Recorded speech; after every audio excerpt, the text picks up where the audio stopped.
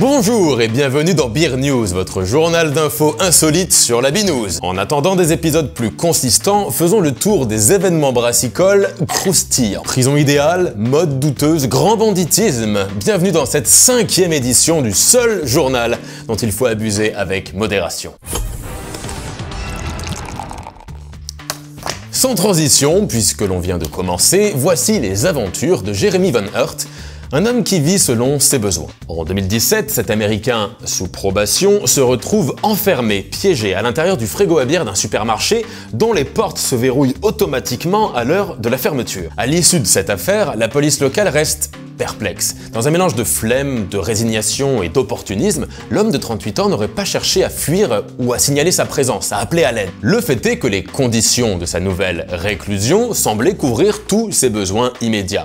Un abri frais, de la bière à volonté, peut-être s'agissait-il au final d'un rêve réalisé accidentellement. Of people being locked inside of buildings, never inside of a beer cooler. Le lendemain matin, à 6 h, les premiers clients auraient pu tomber nez à nez avec un cosplay spontané de Jack Nicholson dans Shining.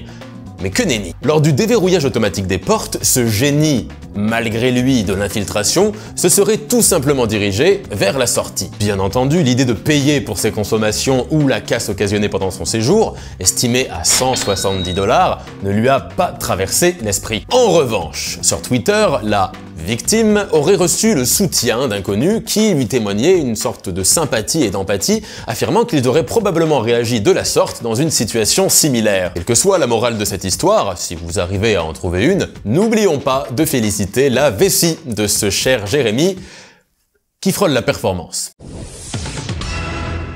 Toujours en 2017, l'entreprise allemande Adidas a décidé d'insuffler un peu de tradition dans sa gamme. Ainsi sont nées les München Made in Germany, des chaussures inspirées de la tenue traditionnelle bavaroise portée lors de l'Oktoberfest. Outre le rappel des couleurs et l'inscription Prost, santé en allemand sur les côtés, c'est un tout autre détail qui capte l'attention. Figurez-vous qu'au-delà du design, leur prix élevé serait justifié par un revêtement spécial, le DPBR ou Durable Puke and Beer Repellent. Dans la langue de Molière, comprenez un revêtement durable anti-bière et vomi. Petit bonus, sur le shop allemand, votre commande se voyait automatiquement accompagnée d'une magnifique chope Rastal en verre, histoire de pouvoir tester la marchandise dans les conditions les plus fidèles possibles. Malheureusement, le modèle et ses innovations présentées en vidéo n'avaient de réel que le design et le prix. L'étanchéité promise par la couche protectrice ne protégerait pas vraiment de la bière, encore moins du vomi, et certainement pas du marketing.